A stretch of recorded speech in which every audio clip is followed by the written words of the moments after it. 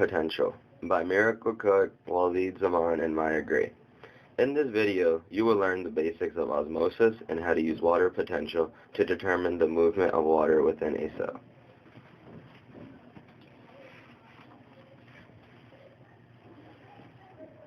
We will begin by learning the components of water potential. Water potential is the physical property that predicts the direction in which water will flow.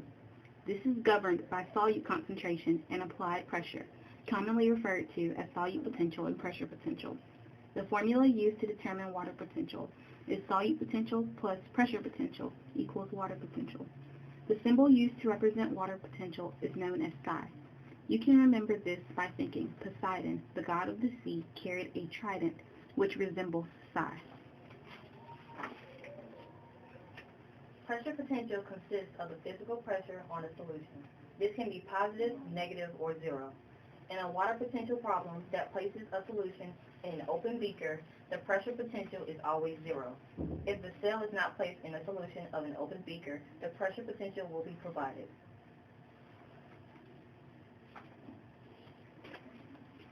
Next, we will discuss solute potential. Solute potential measures the effect of solutes in the direction of water movement.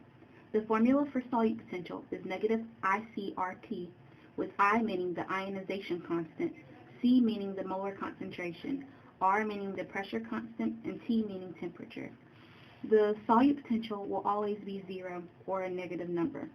An important thing to remember is that the solute potential of pure water is always zero. Now I will explain the components of the solute potential formula. The ionization constant basically indicates how a molecule ionizes in water. It is important to know that the ionization constant of sucrose and other sugars with the ending OSE is 1, and the ionization constant of sodium chloride is 2. A greater ionization would decrease water potential, or in other words, decrease water movement. Next, we will discuss molar concentration. Molar concentration refers to the concentration of a solute in a solution. The molar concentration will be given to you when solving a water potential problem. Next, we will discuss pressure constant. In every water potential problem, this number will be the same.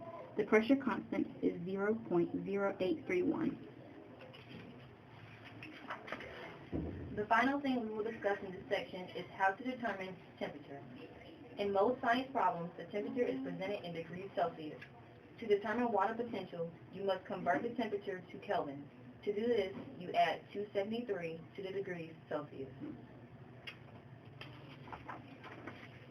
Now we will discuss the way in which water moves. Water moves from areas of high concentration to areas of low concentration. When you know the water potential inside and outside of a cell, you can determine which way water will move. In the given example, you can see that the water potential of the cell is negative 1.5 bars, and the water potential of the solution is negative 4 bars. In this case, water would move out of the cell, causing it to shrivel, because there is a lower concentration of water in the solution. As you can see, water moves from an area of high concentration to an area of low concentration. Before we start to practice problems, you must know a few terms. The first word is isotonic. An isotonic solution has the same concentration of solute as the same concentration of water.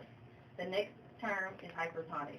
A hypertonic solution has a higher concentration of solute than the concentration of water. The last word is hypotonic. A hypotonic solution has a higher concentration of water than the concentration of solute. Now we will practice solving for water potential. At 20 degrees Celsius, a cell that contains 0.5 molar concentration of glucose is placed in an open beaker with a solution containing 0.6 molar concentration of glucose. Determine the water potential and solute potential. Before we solve for solute potential, we should look at the information given in the problem. For this problem, we should underline 20 degrees Celsius, 0.5 molar glucose, open beaker, and 0.6 molar glucose. Remember, the formula for solute potential is negative ICRT. For the cell, the I is 1 due to the ionization of glucose. The C is 0.5, the R is 0.0831, and the T is 293. When you multiply these numbers, you get 12.17. The solute potential is never positive, so you must add the negative. For the solution, the I is also 1 due to the glucose, the C is 0.6, the R is 0.0831, and the T is 293. When you multiply this and add the negative, you get negative 14.61. Now that we have solved for solute potential, you must solve for water potential. The formula for water potential is solute potential plus pressure potential. For both the cell and solution, the pressure potential is 0 because the beaker is open. When you add the solute potential of the cell, negative 12.17, to the pressure potential of 0, you get negative 12.17 as the water potential. When you add the solute potential of the solution, negative 14.61, to the pressure potential of 0, you get a water potential of negative 14.61. Because the cell has a higher water potential than the solution, water will leave the cell, causing it to struggle.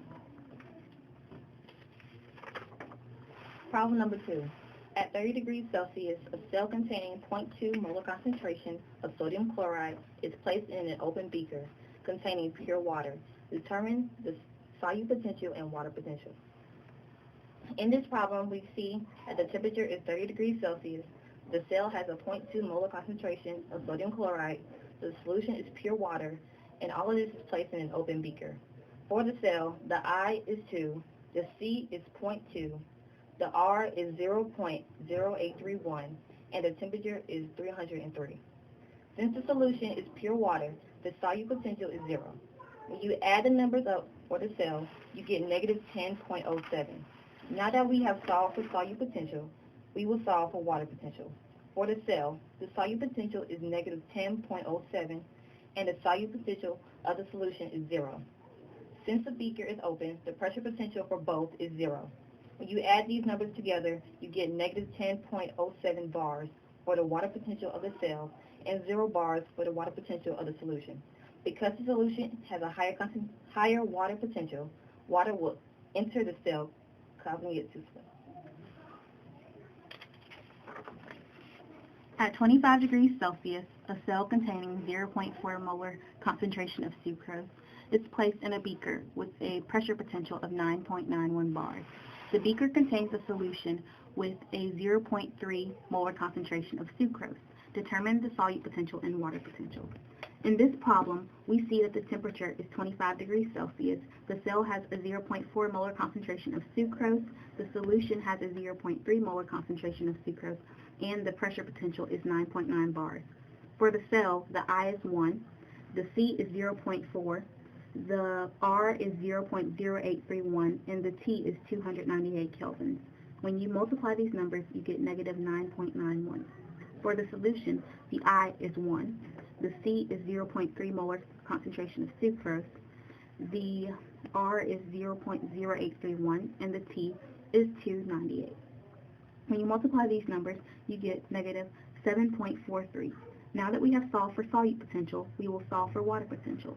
The solute potential for the cell is negative 9.91, and the pressure potential is 9.91. The solute potential for the solution is negative 7.43, and the pressure potential is 9.91. When you add these together, you get 0 bars for the cell's water potential and 2.48 for the solution's water potential. Because the solution has a higher water potential than the cell, water will enter the cell. Problem number 4. At 10 degrees Celsius, a cell containing 0.1 molar concentration of sodium chloride is placed in a closed beaker containing pure water. The pressure potential of the beaker is 4.5 bars. Determine the solute potential and water potential. In this problem, we see that the temperature is 10 degrees Celsius. The cell has a 0.1 molar concentration of sodium chloride. The solution is pure water, and the pressure potential is 4.5 bars. For the cell, the I is 2, the C is 0.1, the R is 0.0831, and the temperature is 283. Since the solution is pure water, the solute potential is 0. When you add the numbers up for the cell, you get negative 4.70. Now that we have solved for solute potential, we will solve for water potential. For the cell, the solute potential is negative 4.70, and the solute potential for the solution is 0. The pressure potential for both the cell and the solution is 4.5 bars. When you add the solute potential and pressure potential of the cell, you get negative 0.2 bars. When you add the solute potential and pressure potential of the solution, you get 4.5 bars. And since the solution has a higher water potential than the cell, the water will enter the cell, causing it to swell. Plant cells in hypotonic solutions. When a plant cell is exposed to a solution that is hypotonic, the water moves to the inside of the cell, causing it to swell. Because of its rigid cell wall, the cell does not burst. Animal cells in hypotonic solutions. When an animal cell is exposed to a solution that is hypotonic, water rushes into the cell, causing it to swell. Since animal cells lack a rigid cell wall, the pressure will exceed the strength of the cell, causing it to burst. After watching this video, you should be able to define water potential and its components, use the formula to solve problems, use the formulas for solute potential and explain how each component is used, define isotonic, hypertonic, and hypotonic, and describe what happens to animal cells and plant cells in hypotonic solutions. Thanks for watching. Bye.